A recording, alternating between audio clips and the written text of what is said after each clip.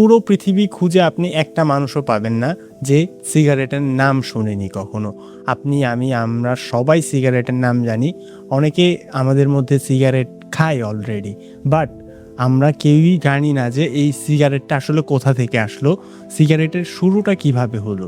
So আমাদের আজকের ভিডিওর টপিক হচ্ছে সিগারেটের ইতিহাস। আমরা দেখব কিভাবে সিগারেট আসলে তৈরি হলো, কিভাবে মানুষজন সিগারেট খাওয়া শুরু করলো। সিগারেটের ইতিহাস নিয়ে আজকে আমাদের ভিডিও। প্রথমে শুরু করব কিছু গুরুত্বপূর্ণ এবং মজার ইনফরমেশন দিয়ে। একটা সময় ছিল যখন ডাক্তাররা নিজে সিগারেট খেতেন এবং রোগীদেরকে চিকিৎসার পারপাসে সিগারেট খাওয়ার সাজেশন দিতেন। সিগারেট তৈরি করার জন্য সবথেকে গুরুত্বপূর্ণ যে জিনিসটা তামাক দ্রব্য, এই তামাক দ্রব্য বহু বছর মানুষজনরা চিবিয়ে চিবিয়ে কাঁচা খেয়ে ফেলত এবং সোলজাররা যারা আহত হয়ে যেত তাদের ব্যথা সারানোর জন্য তাকে বেশি বেশি সিগারেট খাওয়া হতো। কি অদ্ভুত ব্যাপারটা, তাই না? দ্বিতীয় বিশ্বযুদ্ধ এবং নারীর অধিকারের সাথে আছে সিগারেটের অনেক বড় একটা সম্পর্ক। আপনার মধ্যে অলরেডি অনেক কিউরিসিটি জেগে গেছে সিগারেটের ইতিহাস নিয়ে। সো চলেন শুরু করি আজকের ভিডিও, সিগারেটের ইতিহাস। সিগারেটের ইতিহাস। আজকের সময়ে পুরো পৃথিবীতে প্রায় 1.2 বিলিয়ন মানুষ তামাক সেবন করে। এর মধ্যে কেউ সিগারেট, কেউ গাঁজা, আবার কেউ বা গোটকা অথবা জর্দা খায়। প্রতি বছরে প্রায় 80 লক্ষ মানুষ এই সিগারেট খাওয়ার জন্য মৃত্যুবরণ করেন। আমি চাই এই গণনাতে কখনোই আপনার নাম যাতে না আসে। সিগারেট ইন্ডাস্ট্রি হচ্ছে পৃথিবীর মধ্যে এমন একটা ইন্ডাস্ট্রি যারা এমন প্রোডাক্ট তৈরি করে যেই প্রোডাক্টটা তাদের কাস্টমারের জীবন নিয়ে নিতে পারে। 2024-এর জরিপ অনুযায়ী পুরো পৃথিবীর সিগারেট ইন্ডাস্ট্রির রেভিনিউ হচ্ছে $965 বিলিয়ন। ধারণা করা হচ্ছে 2032 সালের মধ্যে এই রেভিনিউ গিয়ে দাঁড়াবে $1.26 ট্রিলিয়ন। মোটামুটি অনেক ইনফরমেশন জেনে গেছি, চলেন এবার আমরা সিগারেটের ইতিহাসের মধ্যে ঢুকি। প্রায় 400 বছর আগে 1992-তে যখন কলম্বাস আমেরিকা আবিষ্কার করেন, তখন সে দেখেন আমেরিকারই কিছু পুরাতন জনগোষ্ঠী তারা এই তামাক পাতাটা চিবিয়ে চিবিয়ে খায় এবং তারা এটা বিশ্বাস করে যে এই তামাক পাতার মাধ্যমে তাদের শরীরের রোগগুলো ভালো হয়ে যায়, যেমন ঠান্ডা, জ্বর, হাঁচি, কাশি, এই সমস্ত রোগগুলো তাদেরকে আর অ্যাটাক করবে না। এই জন্য তারা এটা প্রতিদিনই খেতে থাকতো। এবং এইটা দেখার পর কিছু পণ্ডিত ট্রাইবের লোকজন এই পাতাটা নিয়ে একটু পুড়িয়ে খায় বেশি পরিমাণের, এবং এতে তারা বুঝতে পারে যে এটাতে একটা ডিফারেন্ট টাইপের নেশা অনুভব হয়, মানে মজার একটা জিনিস তারা বুঝতে পারে। এইটা ছিল কিছু নির্দিষ্ট জনগোষ্ঠীর জন্য একটা ধর্মীয় ব্যাপার, কিন্তু যারা পুড়িয়ে খেয়ে একদিন নেশা পেয়েছে তারা মোটামুটি এটাতে ভালো নেশা পাওয়ার কারণে পুরো আমেরিকার মধ্যেই ব্যাপারটা আস্তে আস্তে ছড়াতে থাকে, কিন্তু কোনো নেশাদ্রব্য হিসাবে না, এটা একটা ভালো জিনিস হিসাবে, একটা ঔষধি গাছ হিসেবে পুরো আমেরিকার মধ্যে এটা আস্তে আস্তে হালকা পাতলা জনপ্রিয় হওয়া শুরু করে।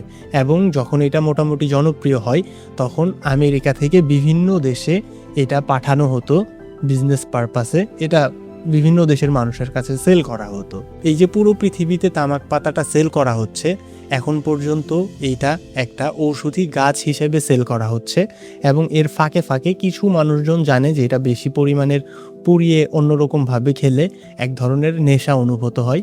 এটা জাস্ট স্পেসিফিক কিছু কিছু মানুষজন জানে। মোটামুটি খুবই অল্প সময়ের মধ্যে পুরো পৃথিবীতে এই তামাক পাতাটা খুবই ফেমাস হয়ে যায়, অনেক জনপ্রিয় হয়ে যায়, এবং তারপরে একটা নতুন ট্রেন্ড আবিষ্কার হয়। এটা হচ্ছে পাইপের মতন, আমাদের বঙ্গবন্ধু যেইভাবে হচ্ছে, বঙ্গবন্ধু শেখ মুজিবুর রহমান, আপনি যাই বলেন, আমি বঙ্গবন্ধু বলে অভ্যস্ত। সো উনি হচ্ছে যে যেমন পাইপের মধ্যে খেত, এরকম পাইপের মধ্যে সবাই এই তামাক দ্রব্যটা পুড়িয়ে খাওয়াই শুরু করে, মানে নেশা করা শুরু করে এই তামাক দ্রব্য দিয়ে। পুরো পৃথিবীর মধ্যে খুবই তাড়াতাড়ি অল্প সময়ের মধ্যেই এই তামাক পাতাটা অনেক জনপ্রিয় হয়ে যায়। কিছু মানুষজন স্পিরিচুয়াল জায়গা থেকে খায়, রোগজনের জন্য খায়, আবার অনেক মানুষজন পুড়িয়ে খায়। এতদিনে একটা ট্রেন্ড এসে গেছে, তখন মানুষজন হচ্ছে পাইপের মধ্যে এটা পুড়িয়ে খেত, তখন আর মানুষজন কাঁচা ওইভাবে চাবিয়ে খায় না, তখন মানুষজন পুড়ে খাওয়া স্টার্ট করে ওই পাইপের মধ্যে। বহু বছর এইভাবেই চলতে থাকে এবং পুরো পৃথিবীর উন্নতির সাথে সাথে আস্তে আস্তে তৈরি হয় প্রথম সিগারেট তৈরির মেশিন, আর মেশিনটার নাম দেওয়া হয় সিগার রোলিং। এই প্রথমেই যে সিগারেট আবিষ্কার হলো ব্যাপারটা এমন না, এর আগেও কয়েকবার সিগারেট আবিষ্কার হয়েছে, কিন্তু খুবই অল্প পরিসরে, এবং সেটার দাম ছিল প্রচণ্ড বেশি। সব মানুষজনই অ্যাফোর্ড করতে পারতো না। এখন যেহেতু মেশিন হয়েছে, সব কিছু অ্যাফোর্ডেবল হয়েছে, তাহলে এখন সিগারেট মানুষজন নেবে, রাইট। বাট এইখানে অনেক বড় একটা প্রবলেম আছে, কারণ পুরো পৃথিবীর সবাই এখন, বেশিরভাগ মানুষজন পাইপে খায়, আবার কেউ কেউ ঔষধ পারপাসে চিবিয়ে খায়। সো সিগারেট যে আবিষ্কার হয়েছে এটা তো কেউ জানেই না। সিগারেটের তাহলে এখন বিক্রি করার জন্য, মানুষের সামনে নিয়ে যাওয়ার জন্য দরকার মার্কেটিংয়ের ম্যাজিকটাই এখন দরকার। 1990 সালে বছরে মানুষ 54টা সিগারেট খেত, আর 1965-তে এটা হয়ে যায় 4259টা। সেই সময় চলছে প্রথম বিশ্বযুদ্ধ, এবং একটা সিগারেট কোম্পানি এই সোলজারদেরকে টার্গেট করে একটা ক্যাম্পেইন চালায়। সেইখানে এরকমটা বলা হয় যে আপনাদের সোলজার যদি সিগারেট খায় তাহলে তারা হচ্ছে সঠিক সময় সঠিক সিদ্ধান্তটা নিতে পারবে, তাদের মাথা সবসময় ঠান্ডা থাকবে, তারা যেই সময় যেই কাজটা করা দরকার সেই কাজটাই করতে পারবে। এবং তারা ফ্রিতে বাক্সর পর বাক্স সোলজারদেরকে সিগারেট দিয়ে দিত, এবং সোলজাররাও খুবই মনে প্রাণে বিশ্বাস করে এটা খেত।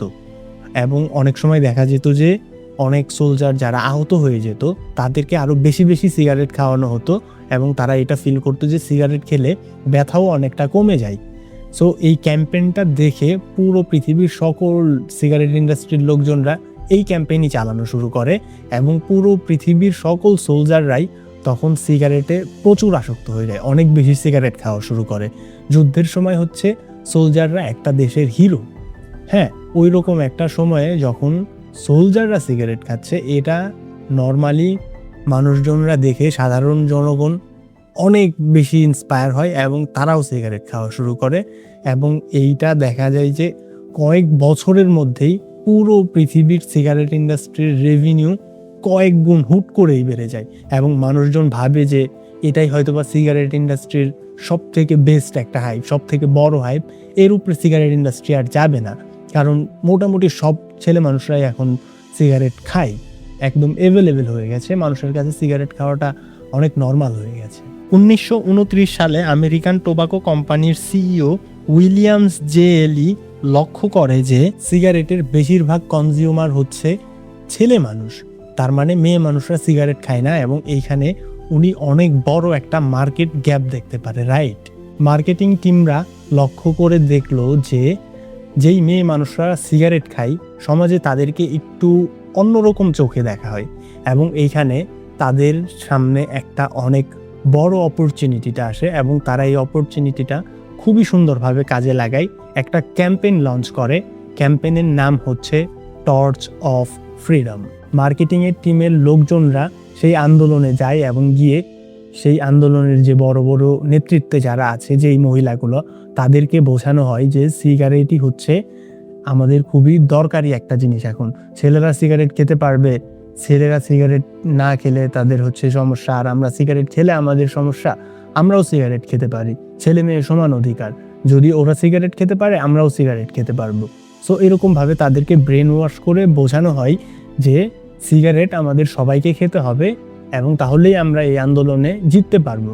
এবং মার্কেটিং টিমের অনেকেই হচ্ছে একদম আন্দোলনের শুরুতে গিয়ে তারা রেলির মধ্যে ওপেন সিগারেট খেয়ে খেয়ে রেলি করতো। শুধুমাত্র যে এই একটা আন্দোলন এমন না, এরকম যেখানেই নারীর অধিকার নিয়ে আন্দোলন হচ্ছিল বা নারী রিলেটেড কোনো কিছু, তারা সেখানেই গিয়ে হচ্ছে যে এই টর্চ অফ ফ্রিডম ক্যাম্পেইনটা চালায়। অনেক অনেক ভুল ইনফরমেশন দিয়ে সিগারেটের ক্যাম্পেইন চালানো হয় যে সিগারেট খেলে নারীদের স্কিন টোন ফর্সা হবে, তার হচ্ছে যে হাইট বাড়বে, তার হচ্ছে পেট কমবে, এই ধরনের ফেক নিউজ দিয়ে তারা সিগারেটের ক্যাম্পেইন চালানো শুরু করে, এবং প্রত্যেকটা নারী আসলে এগুলো দেখে ইনফ্লুয়েন্স হয়ে যায়, এবং খুবই খুবই অল্প সময়ের মধ্যে এই সিগারেট নারীদের কাছেও অনেক জনপ্রিয় হয়ে যায়, নারীরাও এটার মধ্যে অ্যাডিক্টেড হয়ে যায়। দ্বিতীয় বিশ্বযুদ্ধ চলে এসেছে, এবং সেই সময় হিটলার জার্মানিতে মোটামুটি সিগারেটকে ব্যান করে দেয়।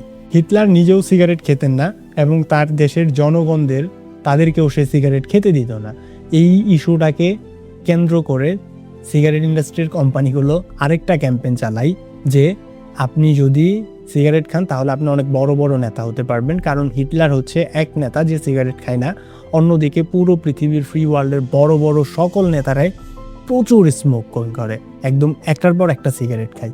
সো এইদিকেও তারা ক্যাম্পেইন চালানো শুরু করে যে সিগারেট খেলে আপনি অনেক বড় বড় নেতা হতে পারবেন। এবং সববারের মতন এই ক্যাম্পেইনটাও খুবই সফল হয় এবং সিগারেটের রেভিনিউ, সিগারেটে অ্যাডিক্টেড সব কিছুই আরও বেশি বেড়ে যায়। এবং এইভাবেই খুবই দ্রুত সময়ের মধ্যে মার্কেটিংয়ের থ্রুতে সিগারেট হয়ে যায় পৃথিবীর মোস্ট পপুলার একটা জিনিস। কিন্তু অনেক বড় একটা প্রবলেম ওয়েট করছিল এই সিগারেট ইন্ডাস্ট্রির জন্য।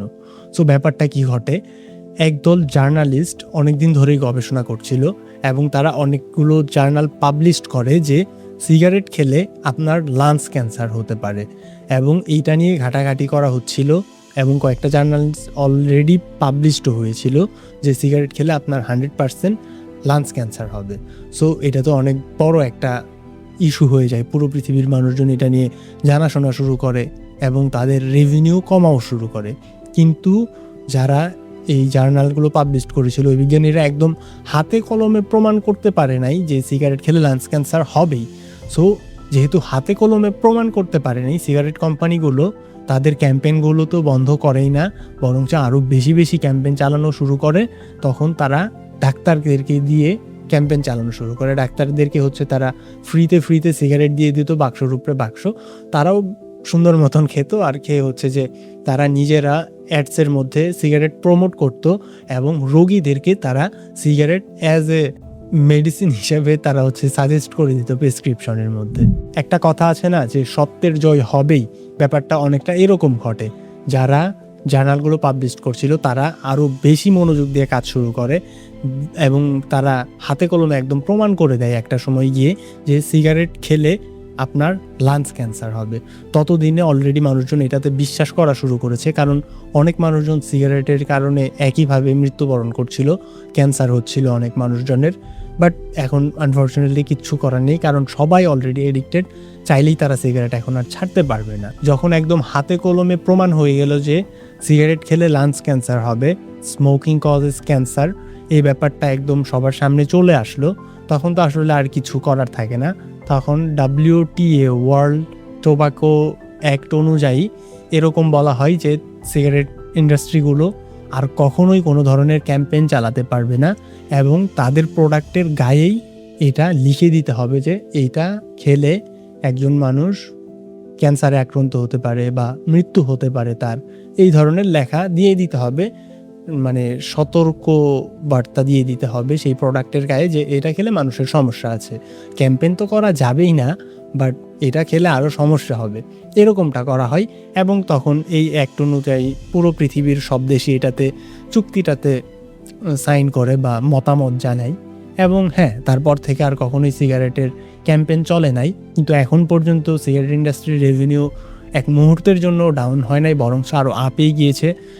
বলা হয় যে 2032 সালের মধ্যে এটা $1.26 ট্রিলিয়ন একটা ইন্ডাস্ট্রি হয়ে যাবে। So yeah, that was the video actually. এটাই ছিল সিগারেটের ইতিহাস। আই ডোন্ট নো আপনি এটা জানতেন কি না, আমি নিজে জেনে তারপরে ভিডিওটা বানালাম। আপনার কাছে কেমন লাগলো ভিডিওটা, এটা আপনি অবশ্যই জানাবেন।